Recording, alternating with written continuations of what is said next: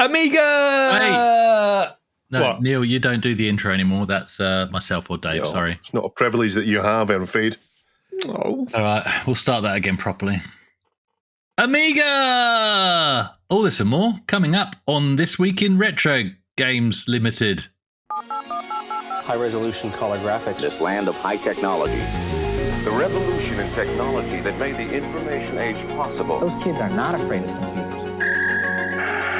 The A1200 update again. Retro is retro. SNES emulation in 1997. Greetings, programs. What's it really like inside a computer?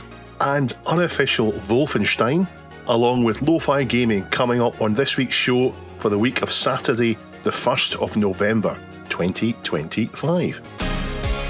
Up-to-date news for out-of-date tech. Hello, Neil. It's a while, Hello, hasn't Dave. it? Hello, Chris. Nice to see Hello. you both. And hello to Jason, wherever he is today. Hope you're all well. Have you missed it? Oh, yes, I have. I'm surprised it took so long to actually come back as a guest, because it kind of... I'll tell you what happened. The week after I did my last show, look at this.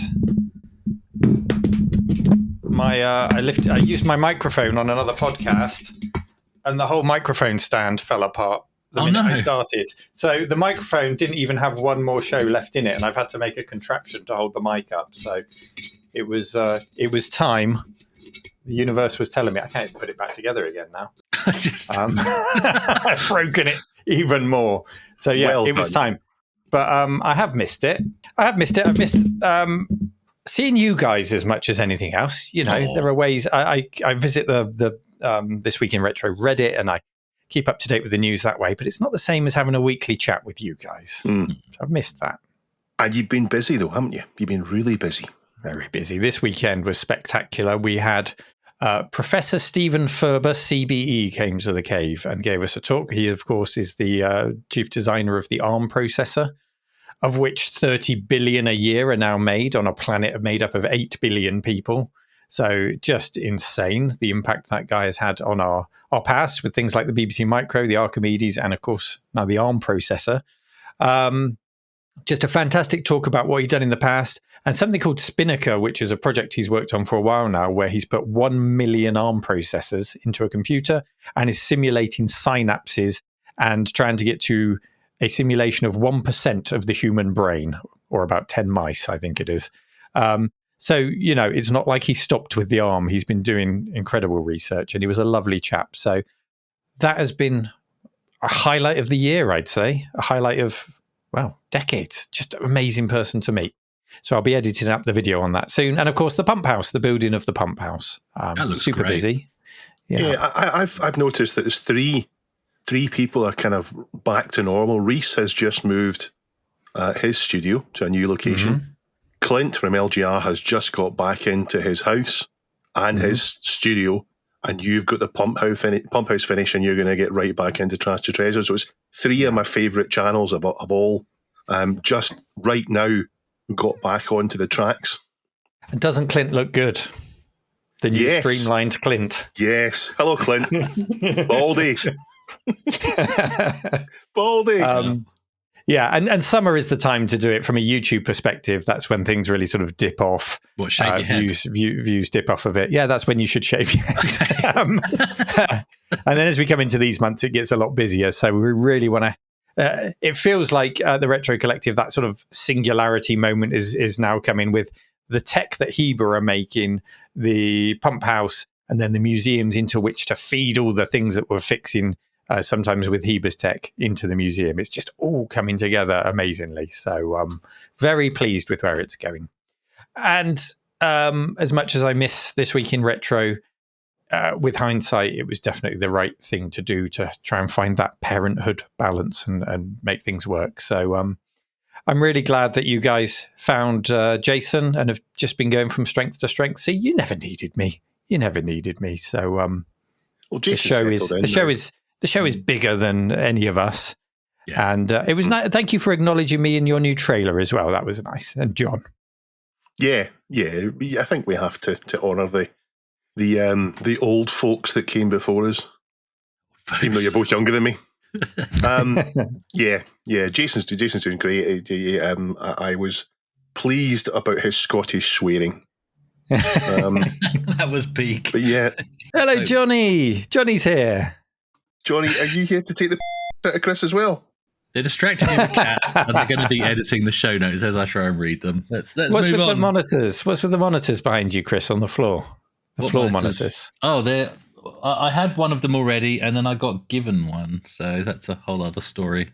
I want to know about them. What are they? Are they tellies? It's my thyroid. It's my thyroid gave me one of those. Oh. He and he found another one, and he fixed it by replacing the fuse, and there it is. So I have two matching. He's not offended by it. It's my He's not offended by it. It's my thyroid, is he? Well, that's the name he gave himself online, so I'd assume no. It's Methroid. Oh, is that what it is? It's me thyroid. It's me thyroid. Thyroid. No, he's a member of Porg. Yeah, he's been around a while. So yeah. Speaking of Porg, I was very kindly invited by Chris to speak at Porg for 15 minutes about the impact of the Amiga on my life, and had a very, very pleasant chat with all the people at Porg. So shout out to everyone at Porg. Thank you for having me on.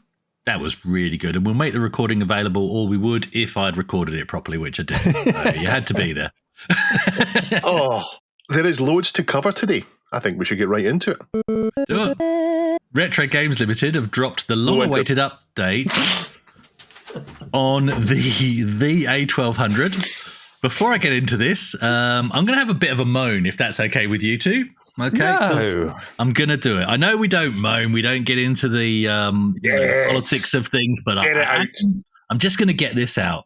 Okay, so Retro Games Limited, they've dumped their long-awaited update about the A1200, but the comments on Facebook are just tiresome. And you either like the device, in which case you'll buy them, or you don't like them, and then you won't buy them, and that's fine as well.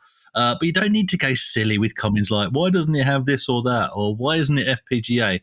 When you know full well that if it did have those things or it was FPGA, then it would cost more and the same people would then moan about the price. So it is what it is. You either like it or you don't. Let's move on from that.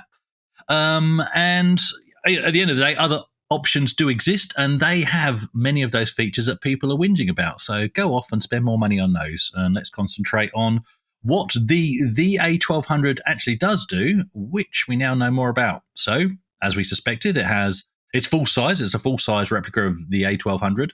It has a full size working keyboard. It comes preloaded with 25 legendary titles, including Beneath a Steel Sky, Settlers 2, Lure of the Temptress, Rough and Tumble, Defender of the Crown 1 and 2, and the Turrican Trilogy, plus many more, but we don't know what those are yet. Are any of those actually AGA titles that take advantage of the 1200? Maybe we talk about that a bit later. Settlers 2. Okay. Yeah, Settlers 2, because that's a brand new port. Other than that, there's not many to pick from, so you can't really blame them. But yeah, no, that's right. Banshee's the one everyone goes for, isn't it? Yeah, everybody. Yeah, we'll talk about that later. Yeah, AGA Banshee. I think that's the only version of Banshee, isn't it? I don't think there was a OCS version. I think so, yeah. Yeah. AGA would look great on the HDMI output that, of course, it comes with. And you've got save states, as we'd expect these days. You've got USB side loading, they promised.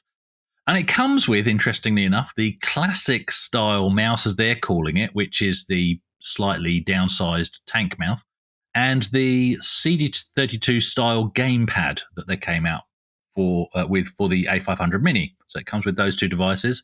It's in beige, though, rather than black. Yeah, that came with the A500 Mini as well, though, didn't it? Or it was did. An optional, yeah. Oh, yeah, okay. It came with it. It's interesting that they've gone with the tank mouse because obviously that's the wrong shape for the A1200, but I don't care. It's small things and it just makes good business sense. They've clearly got a mold that already works, rinse and repeat, and that's how you reduce your costs so that we can buy it. Speaking of which, when can we buy it and how much will it cost? Well, the launch date is the 16th of June, but you can pre-order, they say, potentially from the 10th of November this year. And the retail prices are being listed as £149.99 British pounds, €189.99 euros, $189.99 US dollars, or $299.99 Australian dollars. And I'm pleased to see an Australian price listed there, because Retro Games Limited did not have any retail outlets for the Spectrum when they sold that. They chose to not. I don't think they saw the Australian market as big enough, given there was no real following for the Spectrum over here. That annoyed some people. I totally understood why they'd done it. On the flip side, if I go and try and buy the Atari 400 Mini, it's not available in my region, very much aimed at the American market at the moment. Well, that makes sense. You can't get a Little Dick Mini, either. Yeah. Dick Smith, sorry. Dick Smith Mini. Little Dick Smith. Nobody's going to... Will anybody make... a reduced size Dick Smith Mini? That'd be interesting. Massive global following in Australia. There's also a video teaser from Retro Games Limited, but you don't get to see any of the ports on the back, and it's pre-rendered graphics, so it's not the actual product. But it would be interesting to see how many USB ports, where are they, that kind of thing. Have they made any use of what would be the floppy disk area? That would be interesting to know. I'm going to say this. Look, not sponsored, don't have any connection to Retro Games Limited, and in fact, they've never sent me anything for free that they do other YouTubers, and I'm not expecting them to, but I'm going to buy one. I'm 100% going to buy one of these, and I can't wait. Neil? On the pre-rendered video thing, it's just, I think it's important to say, these guys have a track record. If it was anyone new, we'd be going, pre-rendered, let's sit tight and see if this thing actually is vaporware or not. But they've done it so many times before, we can go, okay, that's what it's going to look like. It's going to happen. Yeah. Yeah, no, that's fair to say. I mean, the C64 was fantastic, full-size working keyboard that works. Also, while it wasn't part of this announcement, they have confirmed it will ship with Workbench as well. And I've not seen any solid details on if you'll be able to boot directly to that or which version it is, but that's quite exciting as well, because we didn't get that with the A500 Mini. People shoehorned it in after the fact as a sort of WHD load package, I think was the workaround. Will you guys be getting one of these, and which games do you hope it ships with, Dave? So I won't get one. I don't have a need for one. I'm not knocking it, though, and I thoroughly agree with you about the gatekeeping. It does my head in. This is a product made to a price point. It hits that price point. It's proven with previous releases that it is the right price point. It's a fully functional Amiga with Workbench. Yes, it's emulation, but FPGA is out of the question at that price point, at least now. And I have no time for people who decide that because they don't want or they can't get something, they should then attack it. Fair enough if the reason you don't want this is because of Retro Games Limited, because of what they've done previously in the past. Fair enough. But for all the other reasons people went with, it's nonsense. Absolute nonsense. Pack in the gatekeeping. Something I noticed, though, is this isn't coming out until June next year. I don't remember RGL having this long a lead time for any of the other things they've done. On top of that, they've been talking about this for 2 or 3 years, almost the whole history of This Week in Retro. Yeah, in 2024, they released a roadmap, and they had this full-size Amiga scheduled for Q1 of 2025. So obviously they've hit some delays with it. But then I wouldn't be surprised if after that initial delay, they've perhaps sat on it and said, well, let's wait for the Christmas sales period. Or they're saying that is, it's not coming out until after Christmas. So are they taking pre-sales for Christmas? Yeah. Right. November, you can order it from in about a week and a half's time from when this episode comes out, but you won't get it for 6 months, in fact, 7 months, I think. You can't unwrap a pre-order on Christmas Day. No, right? No. In fact, if it's coming out in June, then it's almost Christmas next year. It'll be in the shops for it, because this is what a lot of what the market they aim for is this kind of impulse buys at the price point it is. It's a Christmas present. You can order this on Amazon once it's out, and you can have it the next day. You can plug it straight into your TV or monitor, and you can be playing Turrican or Beneath a Steel Sky in minutes. Even if you put your Amiga away for the last time in 1993 and you haven't touched an Amiga since, even if you don't use a computer, even if you've never used anything other than a console, you can buy this, plug it in, and get going right away. And if you want to, you can have a play about in Workbench and see if you can remember what you did before. But this is what it is. It's for people who want that. But I'll be interested to see what happens with it. I have a feeling that of all the RGL releases, this one is the most likely to have people mod and enhance it. There's nothing to stop this being a starting point for people and someone to come out with maybe a mister on a breakout board that fits into it, that turns, you take the guts out and stick that in, and then you've got a mister in a real Amiga case. Nothing to stop that happening. So maybe that will happen with this. Maybe it's going to be the start of something. But as for the games I'd want, well, for me, I'd think about what are classic Amiga games. And I know people talk about Monkey Island, but to me, that's not an Amiga game. What I want is the games that shout Amiga at me. So that would be Hybris, Cannon Fodder, Laser Squad, just for a bit of variety, even though it's a Spectrum game, Another World, Lotus, Syndicate, Pinball Fantasies, Kickoff 2, Lemmings, Amber Moon, Worms, Dungeon Master, even though it's an ST game, It Came from the Desert, F-19 Stealth Fighter, and just to please Aaron, Lionheart. I think, was Dungeon Master 2 in AGA? Was there an AGA version of that? Can't remember. It did come out late. It came out like a year and a half after the PC, but I don't know if it was AGA. Something makes me think it maybe was. Well, my AGA pick is 1996's Kang Fu.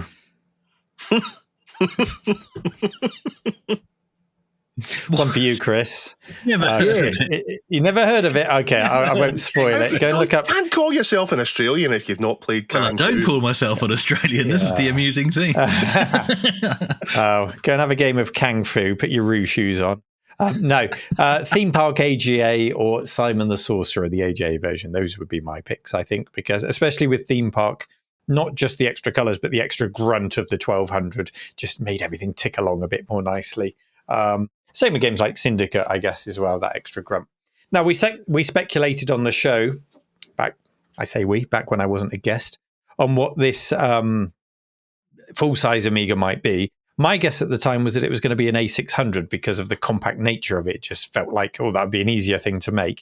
Of course, I was wrong. Can you guys remember what you guessed when we were talking about it? I get everything right. I even said go on pre-sale on the 10th of November. I think Dave did. I've just checked the recording, and it's exactly what Dave said. I think I thought they might go for the A600, but they should go for the A500 because it's the more recognisable, but it's got a massive footprint, so they probably won't, I think was my take on it. And so when you think about it, the A1200 does make sense from a company perspective because who is your core audience? Well, your core audience is all the people who bought the 500 Mini. So releasing another A500 or even an A600 puts you back in that same purchasing decision that you had when you had an A500 and the 500 Plus came along or the 600 came along. And you're like, I've already got 500. Why would I buy this thing? Now, that argument is easily broken because these modern remakes essentially have the same innards, don't they? They have a CPU running thousands of times faster, an ARM CPU, faster than the original. I've no doubt the A500 Mini could run as a 1200. I can't remember if in the options there is that option. It ran basically at the speed of, because it had AGA games on it, the A500 Mini, and it ran at the speed of an A1200 with an 030. That's give or take. So all we're talking about here really is repackaging that technology into different form factors. And that, the 1200 is the right choice from the business perspective. What I'd love to have seen, completely illogically, was a full-sized recreated A500 that you can put your existing 500 Mini into the trapdoor of, convert it into a full-size 500, and take your Mini out when you want to go on the road with it, But that makes no business sense. That's just my own nice-to-have thing. Looks-wise, the A1200 looks nice. It's a clone of the original case, of course, but without the rights to use the Amiga name. So it says the A1200, where it would normally say Amiga. I did see some chatter asking Retro Games Limited on social media some months back, is the delay because of the Commodore buyout and that situation? Has that caused legal delays? And Retro Games Limited just said, no, nothing to do with that. And we're not interested in licensing it. They're just carrying on with the A1200. So it's probably more likely to be delays with just molds and testing and tweaking and things like that. We can only speculate, but they've come out and said it's nothing to do with licensing. I'll go off on a different tangent on that in a minute. You've said it comes with the CD32 or the Boomerang joypad and the Tank mouse, which the other models came with. It's got the full keyboard and it's got the 3 LED lights on to show activity, which is nice. We don't know how the plastics of the keyboard is going to feel or the whole thing. Hopefully it's up to the quality of the originals, but we should also keep in mind that those original Wedge Amigas were the budget end of the range. Only the very earliest A500s came with mechanical keyboards. They were all constructed of plastic. So I would hope and expect that the same standard has been met as those budget originals, albeit perhaps feeling lighter because it needs much less inside. So I propose a lead weight trapdoor option just to make it feel a bit more authentic. Dave? Just on a tangent, this week I got an email from A1200.net, and they are taking pre-orders for mechanical keyboards that are drop-in replacement for the A500 and the A1200. And I didn't have it in the show notes, and you just mentioned it there, and it pinged back into my memory. So mechanical keyboards, if you want a very expensive Amiga, the mechanical keyboard will cost you almost as much as this entire thing will cost. But yeah, they're fine. And that's the last piece missing from building your own Amiga, I think. I thought there were other options for mechanical keyboards already out there from Amiga Kit. Could be wrong. There were keycaps. I thought there were mechanical keyboard options as well. Could be wrong. Okay. Could be wrong. I thought they were out there. Yeah, just thinking about other companies and going back to what I mentioned about the new Commodore there, I would love to see the new Commodore bring out things like an A1200 shell or an A500 shell, do the casting for it, the molding, and say, okay, we've created this. Now, anyone who wants to make a project around it, here you go. We've done that hard bit. Go for it. See what you can come up with, and then we'll support that project. I'd love to see them do more encouragement of other projects like that and helping them to package it nicely. I think that would be a really nice touch. And as Dave or Chris mentioned, a lot of people are going to get the 1200, I think, just for that case, just to see, well, how does the keyboard connect? Is it a connector? Is it soldered straight onto the board? Can we adapt that to go into a Pi or a Mister? Can we use the LED lights? Can we make it work? I'd be tempted to have a little tinker with that myself and try and put like an MMS2 in there or something like that. Anyway, back to Retro Games Limited. As Dave said, what they're offering is designed to be accessible, affordable, and casual is the key. So it's important that we cut through our own experiences of tinkering with emulators, Misters, Raspberry Pis, and consider this to be a different class of device. They've made enough of these to have learned how to give that experience now, from the packaging, the opening the box experience to the device itself. So I'm sure they will deliver on all those expectations. The expectations of the commenters that Chris mentioned, they were never going to be customers. They're just out there trolling or concern trolling or whatever it is they're doing. Retro Games Limited will just be thankful for any extra chatter that they're causing around their product. They don't care. If you really want to troll someone, don't engage them. It feeds the algorithm, right? It feeds the algorithm. Moaning feeds them, and you're helping them. So congratulations. And I'm not surprised to hear Chris will be at the front of the queue to get one, because you did this with the A500, didn't you? You reveled in going to a physical shop and buying one. Is that shop still alive today? Does it still exist? That is EB Games, but there may be another option. I can't speak of it right now, but there may be another option right here in Perth. So we'll see what happens, and if that happens, then I'll probably support that company. Make sure you film it. Guys, it's really my business. So yeah.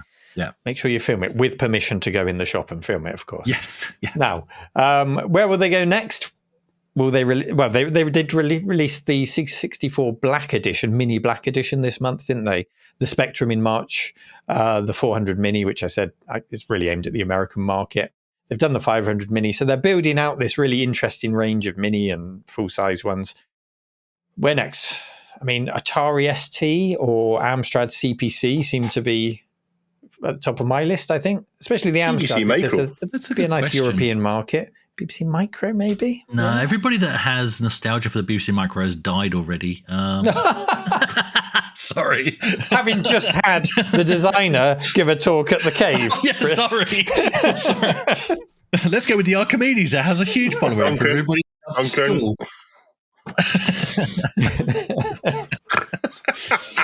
Oh dear. There are consoles they could come back to. They could maybe turn around to Sega and Nintendo and say, look at how slick our operation is. Trust us. Yeah, although they've done their own minis, haven't they? Or they've licensed minis already, like the Mega Drive. Yeah, but it's been a while. There's appetite for more, I think, now. Yeah, true. GX4000. Yeah. I don't think they've earned it yet.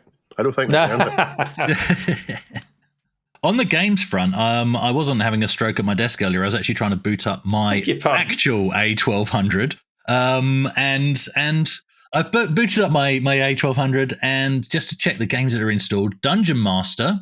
So you got Dungeon Master, which is OCS, and then I've got listed Dungeon Master 2 AGA, and I don't have a non-AGA version on it. So I think maybe you're right. Dungeon Master 2 was AGA only. So there you go. That answers that question. And now I need to change the input on that screen so that it's not my A1200. It's actually your faces. So there you go. Well, okay. So being an A1200 shape, I mean, the A500 Mini, as discussed, it did have Alien Breed 3D, which was an AGA only game. It would be nice to see number 2, which is a much more polished game. Some people like the atmosphere of the original more, but number 2 had much better graphics.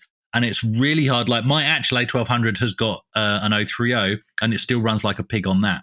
So to have a machine, yes, it's emulation, but that runs that smoothly would be really nice. And it would mean I don't have to then buy an 060 for just one game, because I can't think of what else I would do with an 060. Other than that, yeah, just some AGA games. And it's interesting that Banshee does get brought up, but other than that, we can never think of the good examples, but they're out there. Just stuff that made use of those extra colors and that kind of stuff. And now that you've got a full-size keyboard, yes, please throw some flight sims at this thing and don't mess up the controls like they did with the F-16 Combat Pilot port on the A500 Mini. I have no idea what went on, but the D-pad controls were just broken. They didn't work like the original game at all. But yeah, that would be great to see. And I don't think it will happen. This isn't an AGA game. I don't think it will happen due to very complicated licensing. But dare I say it, Batman, right? Batman the movie. That's the game. Iconic. That's an iconic. Surely that would be a really good one to save for if they do an A500 full size one day, and they could do the Batman pack. Maybe that would be nice. Maybe that would be awesome. Yeah. I'd buy that. You could David Pleasance. You could picture David Pleasance on the cover. Maybe not. No. Maybe just a photo inside. That would be great. Not on the cover. Yeah. A voucher for his book. Him. Yes, a voucher. Yes. 0.001% off. Fantastic. But yeah, that is the game that sold, countless Amigas in 89 and 90. I do think I'm right in saying that link-up play is once again overlooked, and I think that's a shame. I hope I'm wrong, but it's not a deal breaker. At the end of the day, at this price point, what are you expecting, right? It looks fantastic. So thanks to Galedry, who linked this story for us, and thanks to Retro Games Limited and Play On for your amazing work. And in fact, the day this episode drops, I may well finally be in possession of The Spectrum by Retro Games Limited, as I did order one off Amazon this week, and it's due for delivery 1st of November. Assuming it doesn't arrive in Sydney like most international post and take another 3 weeks to walk itself across Australia. We are sponsored this week by PCBWay.com. PCBWay.com, Neil, they're your sponsor as well. And I've been thoroughly enjoying your sponsor slots. They're one of the highlights of your videos. Latest one where you were doing PCBWay in various different languages. No, I made you do that. You made me do that, yeah. There's a new feature on YouTube where you can translate on the fly, not just the subtitles, but the audio. So I put out my latest PCBWay advert, and suddenly people were posting me talking in Italian on Discord. Yeah, I've enjoyed that. PCBWay sponsor us. They sponsor Neil. They sponsor lots of people in the community, and they also help the community with the community shared projects where you can submit your projects. You can get a little bit of money when people use them, but you can find all sorts of stuff. If you want to experiment and do your first little bit of soldering, you can find a little project to do. If there's a little upgrade you want to do to one of your retro machines, you will almost certainly find something there in the shared project library. But they also do other things. They do CNC milling. They do 3D printing. They will pick and place your PCBs for you. Thank you very much for sponsoring us, PCBWay. If, like me, you were into emulation in the late 90s before, as far as I'm aware, anyone was calling it retro or being into retro or whatever, and I think more importantly, before YouTube, you might have come across a website called Zophar's Domain. It was a website that gathered together all the emulators of the day, and you might be surprised by just how many there were back around 1997. Back at the end of the 90s, it was all of a sudden possible to do emulation of lots of things. It hadn't been done before, so people went out into this brave new world, this new frontier, and they did it. And it turns out Zophar, I think, drifted out of retro, but he came back a few years ago, and he now has a YouTube channel. So thanks to Positive Bid 3029, I've now watched his latest video, and it was amazing. It's an interview with a giant in emulation, ZS Knight, the creator of ZSNES, a SNES emulator that started in 1997. So this is two OG retro heads from almost 30 years ago who were doing retro 30 years ago, which doesn't make sense. Something that really struck me was Zophar's intro. He talks about how things were in 1997 with hand-me-down computers and so on, and that was true for me. PCs in 1997 for me were ex-Office computers with upgrades that I'd managed to scrape together. Office computers didn't last too long. Things were moving so fast in the 90s that an Office computer lasted a year and a half, and they replaced it with a new one. So it was easy to get hold of these things for cheap. Mine wasn't cutting edge, and that's what these guys were talking about. But being able to play games to that quality was amazing. And that makes it part of the apparently first wave of emulators, a term that I've only come across doing my research today. It kind of does make sense. It's apparently the time when emulators became easy to use and popular. And I'll say easy to use, I mean that normal people could work out how to do it after a lot of trial and error. Not as easy to use as buying a THEA1200 and shoving it into the back of your telly. From 1996 to 1998, we had iNES, ZSNES, Nesticle, NGE, Multi-Gauntlet Emulator, MAME, Callus. Callus was fantastic. Callus. I forgot all about Callus, yeah. Yeah. Great one. That was Callus like Final was the Fight and stuff, one. wasn't it? Yeah. Yeah. Knights of the Round. Fantastic. It was my favourite. Genesis, Caprice, Pacifist, UAE, although UAE was first released in 1995. I'm quite impressed that was 1995, Chris, UAE. But it was also called, back in 1995, it was called Unusable Amiga Emulator. And it did take a couple of years for this proof of concept to turn into, by about 1997, to a decently usable A500 emulator. The interview is great. It even starts out with a clarification that it is ZSNES and not ZSNES. Although I'm now wondering if it's ZSNES or ZSNES. Go Canada. Guys, what was your first taste of emulation and how did it feel? Yeah, I like the ZSNES, ZSNES, because we've established that Canadians use Z and not Z. But we didn't establish if they say SNES or SNES. Of course, here in the UK, generally SNES, isn't it? That's what we all say. So we'll go with ZSNES. My first taste of emulation, around about 1988, 1989, we had one of these newfangled Acorn Archimedes at school, and that had a ZX Spectrum emulator on it, and we used to play The Great Escape on it. That was my first ever memory of a system running something that it shouldn't have, and I was hooked at that sort of naughty feeling that we're sort of doing something we shouldn't be, and it's quite amazing that it works. Into the 90s, like you, Dave, I was hugely into emulation. From the early dedicated single arcade emulators, I think there was one based on Juno First. And I remember the first time I was able to play Track and Field on an emulator. Just brilliant. Loved that because I could button mash on a keyboard. I wasn't held back by not having the original arcade controls or a decent joystick. And then, of course, MAME came along in about 96. That was a thing.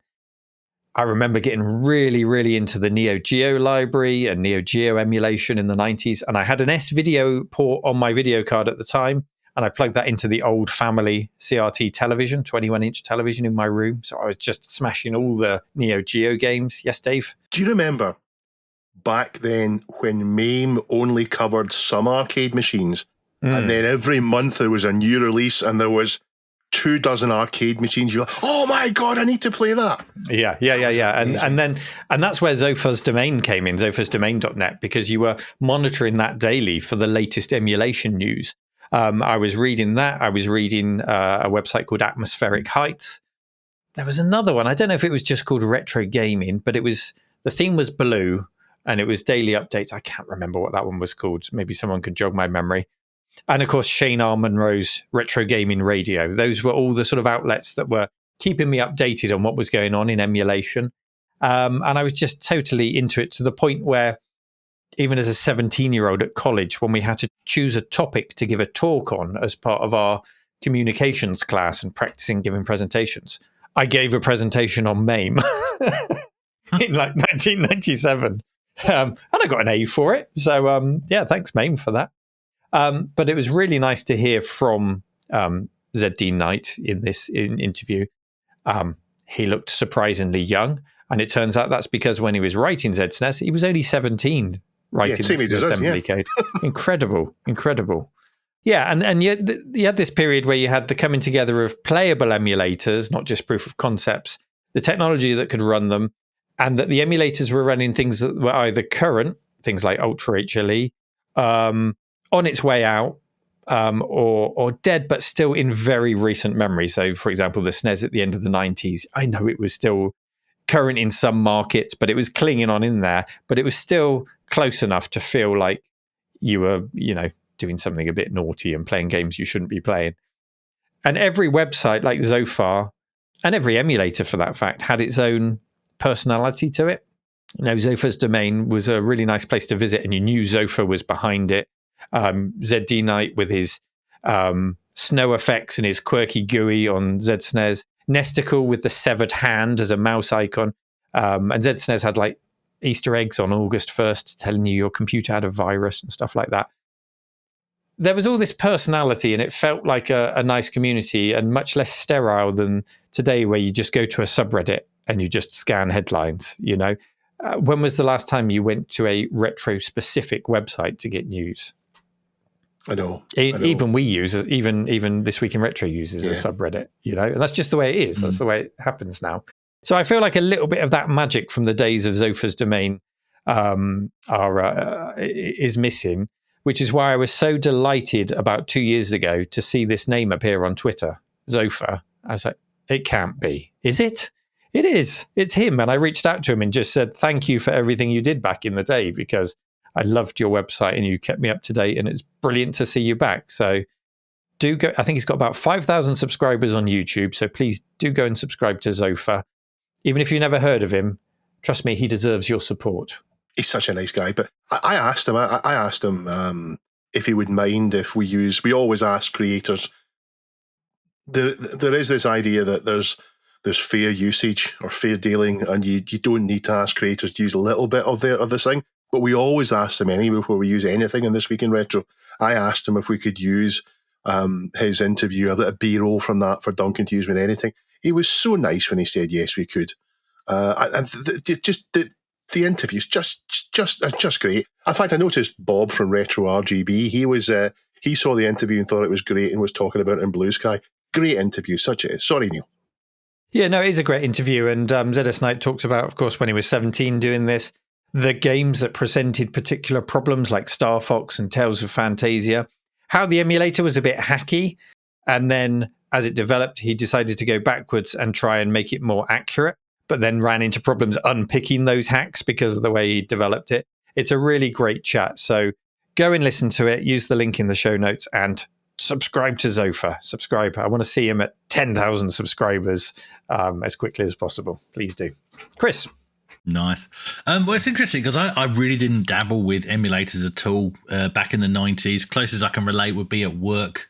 My boss showing me that, yes, his Mac could also run Windows. But other than that, no, not even close. Just proves a point, really, that you want a PC.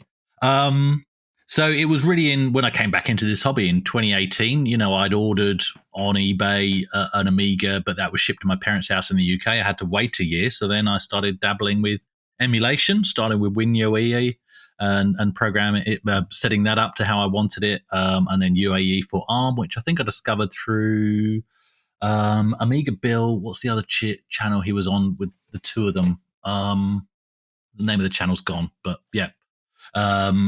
Basically off YouTube, Amiga Bill was part of that, using UAE for ARM and UAE for all on Android. So I got into that.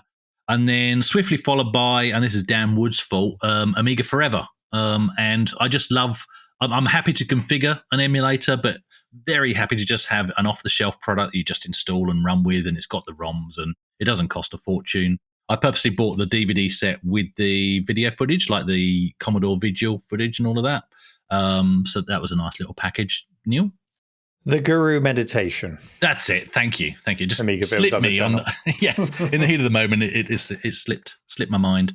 I have no issues with emulation at all. I really like it. The other one I want to mention, actually, even though it's not an Amiga emulator, is Spectaculator, which, for the sole purpose of the fact that it is a paid one, you have to pay for it, but it has the best CRT filter effect I've ever seen on an emulator. It's configurable, so there's several layers to it, but even has a sort of Gaussing effect, and it's just stunning. You turn it on, turn all the effects on, and it's like, yeah, it's as close as you can get to using a CRT without actually using a CRT. It's fantastic. Do you know what emulator, Neil, that we haven't mentioned? Exalt. Oh, yeah. Well, is that an engine or an emulator? Well, for today's purposes, so we can crowbar it into this conversation, let's call it an emulator. What game does that run? Ultima 7. Ultima. Yeah. Ultima. We don't talk about Ultima 3D. enough. We've apparently turned into we've turned into an Outrun podcast. Even though, Neil, Outrun's one of your favourite games. Yeah. We could have picked Outrun this week. We could have picked it. It was in there. Yeah. We'll leave it for next week when Jason's back. We need to take the Exalt engine. They need to take the Exalt engine and put Outrun sprites in it. So it's kind of Ultima Outrun RPG. Super Scalar Ultima. Perfect. That's what we want. I'd play that. Yeah, it is. As I said, it's a fantastic interview. Two guys who are in it right from the start. ZS Knight is so incredibly humble, and I particularly enjoyed a little bit of wickedness in my part. Particularly enjoyed watching him struggle to cope with any praise at all. Yes, because he clearly hasn't let it go to his head. He would say something complimentary, and ZS Knight would just be silent for a couple of seconds while he tried to process it and go, "Oh no, I don't deserve any praise." And like, yes, you do. You absolutely Very do. humble. Nice. And it just shows that back then how different it was to become an internet star. These days, people reach out to you. Back then, he said he got a dozen emails a day, but he wouldn't be without YouTube. It was different. So yeah, fantastic interview to watch. Housekeeping. We mentioned Aaron from Amigos Retro Gaming, who was inspired to try out DOSBox Pure after hearing about it on our show and on Reese Rambles. But he's went further and he's made a tutorial on how to get DOSBox Pure running. So link in the show notes to that. I don't know if this is in the tutorial or if it was in the video he shared of him capturing DOSBox Pure. But there's a section where he's playing Need for Speed. Did you watch that section?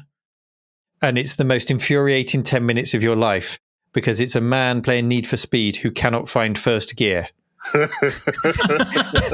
The car never moves, and then he goes into the key config, and then he comes back and he still can't find first gear, and then he goes to the key config. Oh my god, I was screaming at the screen. But yes, do check that video out.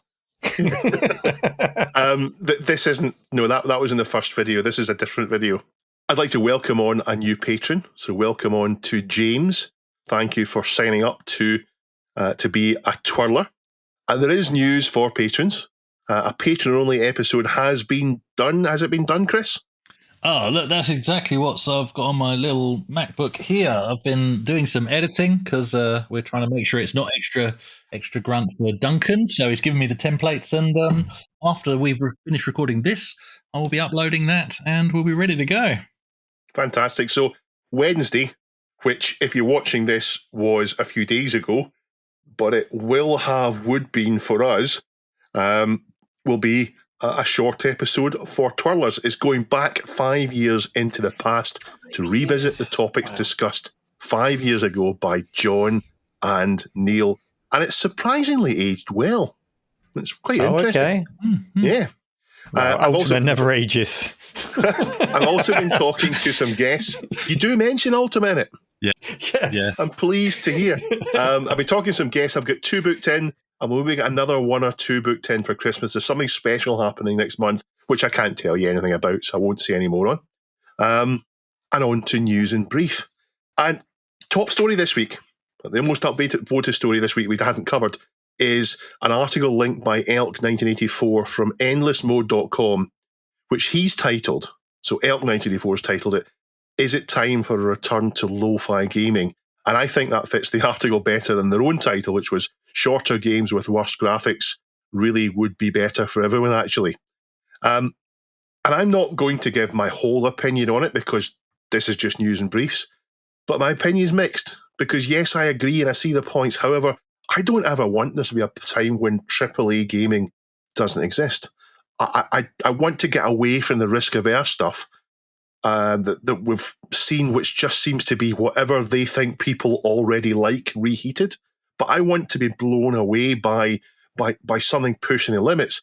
But gaming clearly has some difficulty at the moment. There's a couple of Scottish game studios that have shut down recently, Axis and Build a Rocket Boy, and it's terrible for the people involved losing their jobs. But it seems to be that, at least for Build a Rocket Boy, it's because they produced a critically panned game called Mind's Eye. It was a flop and it was described as broken, buggy, and the worst game of 2025. I'm not sure quite how fair that is, but it's described as just bland. And yeah, I get that. And there's a little bit more later on in news and briefs about something else. I'll move on. But do you guys want to come in here, or do you want to say anything here? It's difficult, isn't it? Because shorter games with worse graphics, you still want games with a quality experience and an interesting mechanic. And there is you look at Steam, there are an awful lot of games that are short with bad graphics. What we want is good games at the end of the day. We just want good games.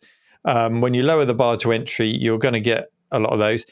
It reminds me of, think back to the Atari ST, the Amiga days, public domain. That's where the shorter games with the worst graphics were. And every now and then something would bubble to the surface that was absolutely astonishing and would either become a legend in PD games or would evolve to become a AAA game and go from there. So it almost feels like there still needs to be that separation, doesn't there, where those things can happen in volume without diluting the Steam library. I don't know, or maybe people are happy with how that is. There's this whole bigger picture going on as well. I noticed that G7VFY submitted a story to the subreddit about young people ditching smartphones for MP3 players and digital cameras and wanted to dumb down and have digital minimalism on that side of their lives as well. So I think it's part of a bigger picture as well, if I'm honest. True. I think we're in a good place for gaming because you've got the AAA if you want to go there. I'm more of a Battlefield 6 person rather than a Call of Duty with farting unicorns. But at the same time, we're now back in a bizarre space where you have the bedroom coder again, thanks to things like Steam, where anybody can publish a game. And so that's a good thing. And that there is also this, even for people far, far younger than us, it's in vogue to go, oh, I've done pixel art and I've made it retro. And that's good too. So, yeah, I think we're in a good place. And indie games, yeah. Unreal Redux has a new trailer. This is a fan effort with no release date, but it looks fantastic so far. Thanks, Bajako. And even though Jason isn't here this week, one of our listeners has kindly offered to help him sort him out with an Atari 800 XL. So thanks, Torgo Smurf, for that very kind offer to Jason, who I think has said, yes, he'd like to take you up on that. Amazing Lego from Lord Borak. Remember Data from the Goonies? Well, actor Ki Hu Kwan and Lego are bringing out a Lego Goonies ship. I saw a clip of this and it looks fantastic. It's the ship from one side, you swing it around and it's got everything going on inside, as you'd expect from Lego sets these days. Pajako has given a link to Darkenstein 3D, and ever since I heard about this in Reese Rambles, I've been amazed it exists. It makes no attempt to hide that it's based on Wolfenstein. It's barely changed its name. It's available on PC right now, and it's published by, of all places, Microprose. I guess it's okay to do this and say you're inspired by something and almost copy it. It's free to play, and I assumed that meant there would be in-game purchases. It would be loaded with optional stuff like want to buy more grenades. But no, it's free to play, a complete package, and the developer hopes to make money on DLC packages and selling the soundtrack. Neil, what does that sound like? Shareware. Yes. Yeah, they're bringing back shareware. And to quote Gauntlet 2, I've not seen such bravery. On top of that, the reviews are out already, and they're very positive. So I think this matches the first, this is what I meant earlier on, this matches the first news and brief story, a simpler game. Because it does look about 20, 15 years old, the game. But it's getting good reviews. It's just what people seem to want. And a video from Blut, sorry mate, can't pronounce your name, to a video from Cocoa Town explaining how you could exploit a glitch in composite video to generate colours you weren't supposed to be able to. The Apple II and others used this trick. Also, a bit of sad news, actually. The Palace Arcade, I've mentioned these several times. They've got 3 venues in Perth, and one of them is closing, and it's the one in Fremantle, which is a lovely port city just south of Perth. And it's not for lack of punters, which is what we always think we're up against with these kind of venues. On this occasion, it's in fact the popularity of the venue and specifically their live music nights, and that's the problem.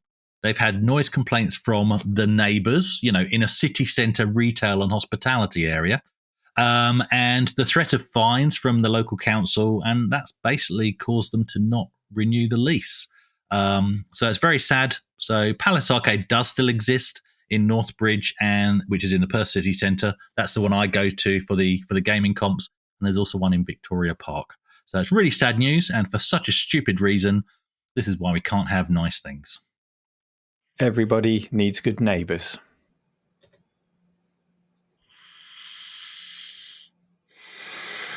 Very good. The year is 1988. The Atari ST and Amiga have been out for 3 years already, and 16 bits are everywhere. The BBC, though, are playing catch-up and trying to work out what goes on inside an 8-bit computer. To visualise this, presenter Fred Harris jumps inside a computer to see how it works and explain how data moves around. Not data from the Goonies, though. Yes, data from the Goonies. He's the only one small enough to get inside a computer. So this clip originally aired as Electric Avenue back in October of 1988 and has been released on the BBC archive and shared with us by Starcade 2084. And in it, yes, Fred really does jump inside a computer, and how is quite cool, because despite my occasional BBC jibes, the work put in is quite impressive. To visualise the inside of a computer, there's no blue screen trickery, and partly because, ironically, the CGI available to the BBC at this time would probably have struggled to convey a virtual motherboard on which to superimpose the presenter. So, matte screen painting, maybe, as used in Star Wars? Nope. They've not gone there either. What they've done is they've created a full-size set design to look like computer components. So, Fred sits on a massive keyboard to deliver some of his lines, and then climbs into a giant screen to get inside the digital world. There, he walks around the simplified circuit board, pointing out the CPU and memory chips, the paths between them, and goes into an explanation about how it may move 8 bits of information at a time from memory to the CPU, and that those bits are either on or off states, and that once the CPU has processed the first 8 bits, it can then look for another, and another, and another. So there's some real hard effort gone into the set design of this. The set design team probably had to work an extra weekend to get this done. And thinking about it, it was probably only used once. So, yeah, it's fantastic. It did get me thinking, though, about the repeated efforts to visualize what actually goes on at a binary level. In 1998, we had Bjork telling us deep, meaningful things like the fact that the inside of a TV is like a city, a little model of a city, as she pulls apart a Sony Trinitron. There's a nice upscaled remastered version of that video actually on Retro Recipes. That's worth a look. And on the other end of the scale, you've got cult classics like Tron from 1982, Lawnmower Man 10 years later, and you've got obscure movies like 1997's Nirvana with Christopher Lambert, or the shameless copy of it in 1999. I don't know, some small trilogy of movies called The Matrix or something like that. I guess actually many of those don't count, thinking about it, because they're not depicting life inside of a computer. They're depicting life inside of a game or inside of a simulation, much like Ready Player One from 2018. How did I forget that one? Or the finest, actually, simulation depiction, the Back to Reality episode from Red Dwarf. I think that's probably peak. We hardly ever mention Red Dwarf in this show. Hardly ever. We should mention it every episode and drop Ultima. The holodeck, not going on to the holodeck on. No, that's Star another Trek. fine example. Yeah. But what this BBC clip is trying to show that us one episode of Star Trek when a holodeck character escapes. Well, hang on, sorry. Oh yeah, there was that one. 24 episodes of Star every Trek. Single next gen episode. Yeah. But the difference is, I think, with this BBC clip, it's showing what life was like, not inside a simulation, but inside the computer itself. So I guess really on that level, it's only Bjork in a little city and Fred Harris in this BBC and Tron, the only ones actually trying to visualize that, trying to explain what it would be like to be transported inside the circuits and memory of a system. I do have to say, I love the original Tron, and I love Tron Legacy from 2010. It's a future classic, in my opinion, and I love it more and more every time I watch it. And the Daft Punk soundtrack is probably my favorite driving music right now. Mm-hmm. And I'm going to stick my neck out here and say that even the latest in the franchise, Tron Ares, is, well, it's not terrible. And that's all I expect from a movie these days. It actually has some really nice ties to the original that I wasn't expecting. And it's not as bad as critics make out. The 9 Inch Nails soundtrack, though, I will say, for Tron Ares is not as good, in my opinion, as Daft Punk for Legacy was. Sorry about that. So can you guys think of any others where they're trying to pick what life is like actually inside a computer system? And did you like the Tron movies and the associated games? Neil? And then one day, I got in. Yes. The best Tron line. Tron, yes, of course. I've not got to watching the new one yet, so I can't comment on that. But Legacy soundtrack, immense. As a driving soundtrack as well, I agree. 5 a.m., sun's coming up, Tron Legacy soundtrack. Oh, it's immense. I guess a similar sort of story, albeit in the human body, would be the 1960s Fantastic Voyage, where technology is used to shrink a guy down to travel through the human body. And we saw something like that later in Inner Space. And then in the 90s, does anyone remember Reboot? Nope. No? It was like a CGI animation. For some reason, I feel like the same kind of animation was used on the intro to, was it Bad Influence? Right. Not sure. Anyway, they're all blue. There's a guy called Bob, guy called Enzo, and Dot Matrix, and they're inside a mainframe world. I've got a vague recollection of it, but I wasn't really that interested at the time. I was, cartoons, especially very 90s looking bad CGI, didn't really interest me, but they were based in a mainframe, very much a 90s CGI animation on a TV show budget. So have a look at Reboot. But as for the Fred Harris episode, anything with Fred Harris in is wonderful.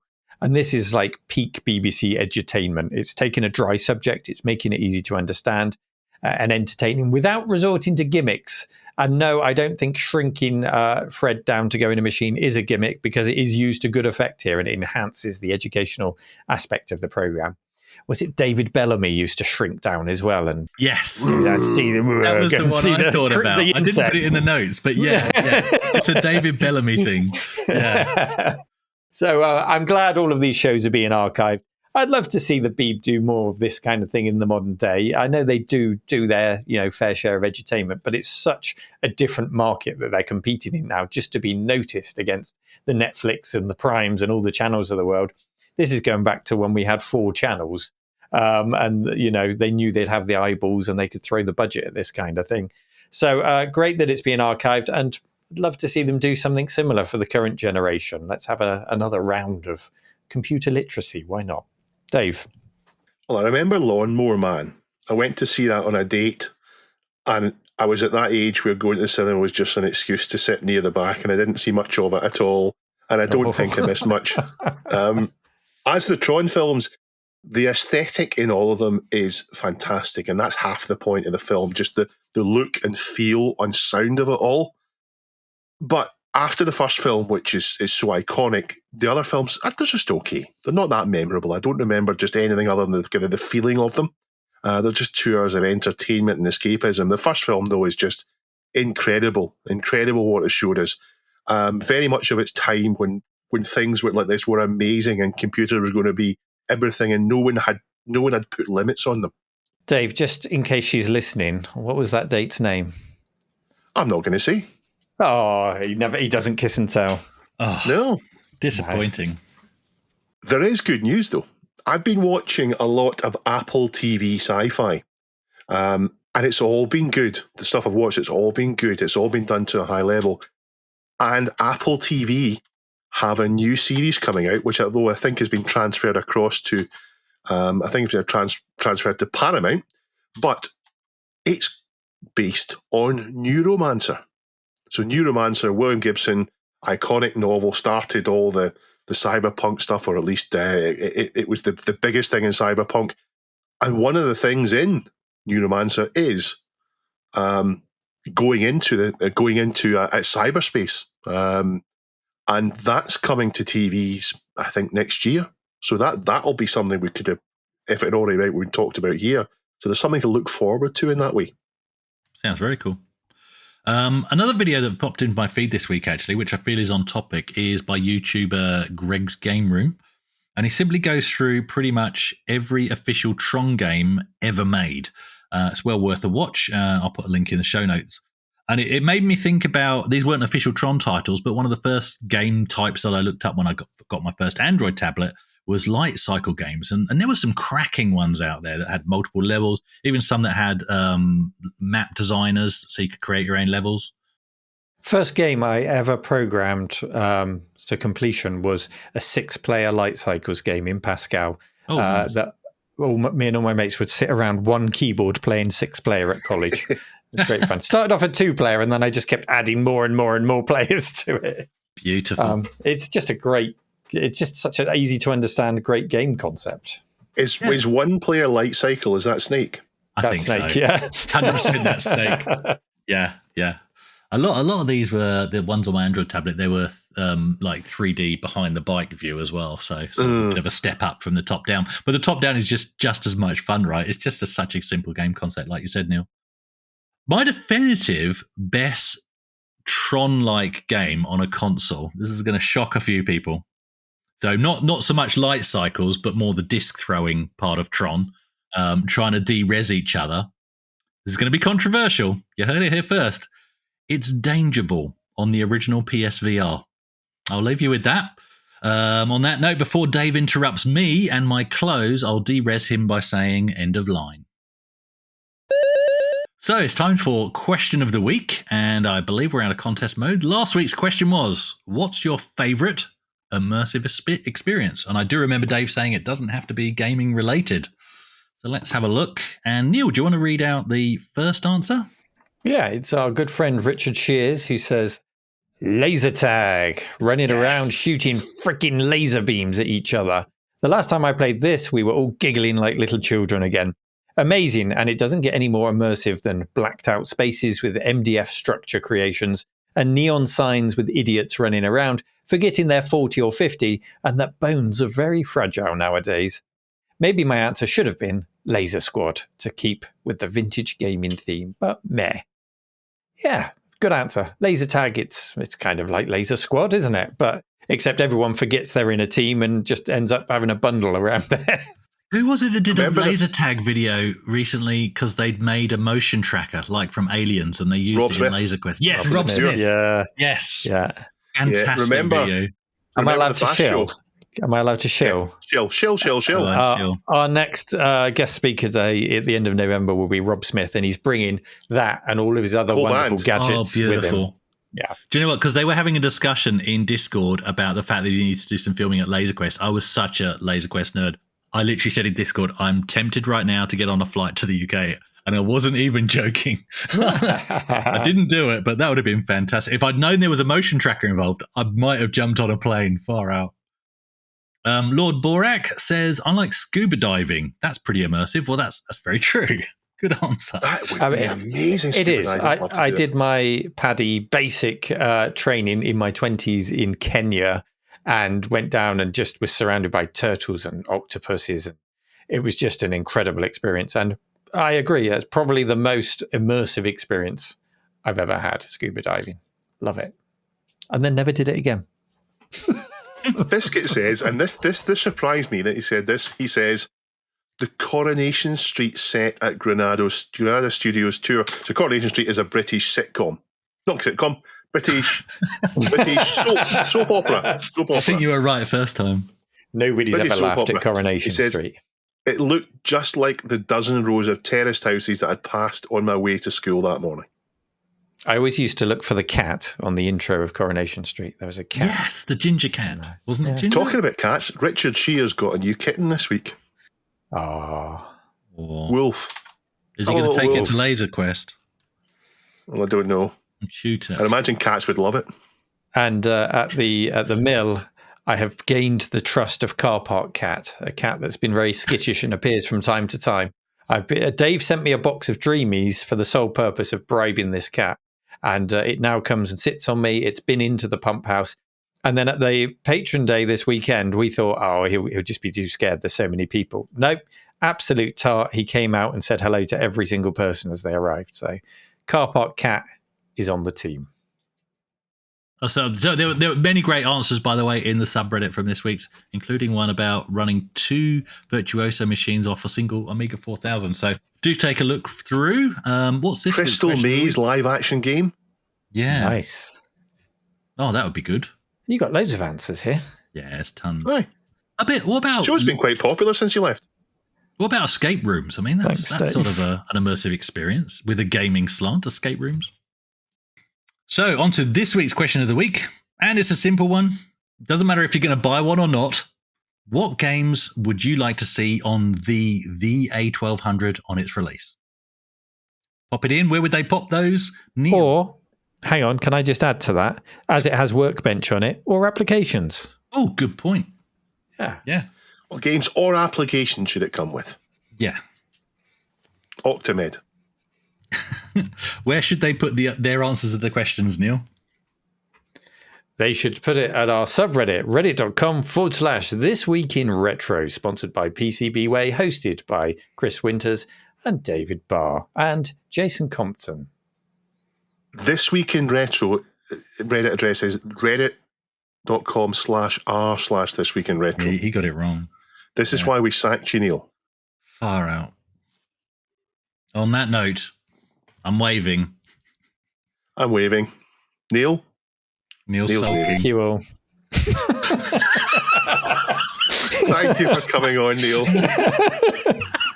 It's been chaos. See you next time. Bye.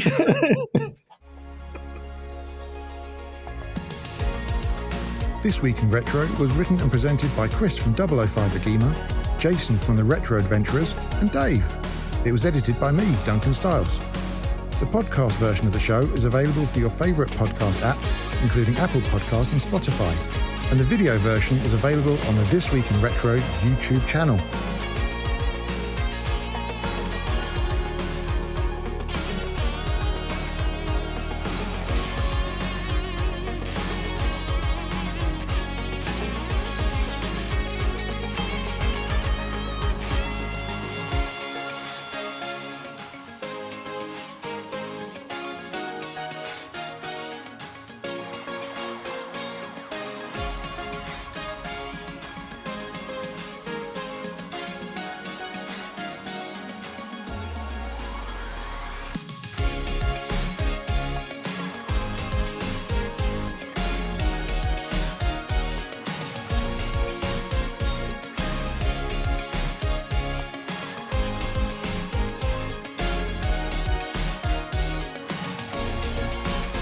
Join our community subreddit at r/This Week in Retro to suggest and vote on the stories we cover on the show. Please give us a like and subscribe to help us reach new viewers. If you enjoy our show and would like to support it, then please check out the link to our Patreon page in the show notes or description. Thank you for listening, and we'll see you next time for more up-to-date news for out-of-date tech.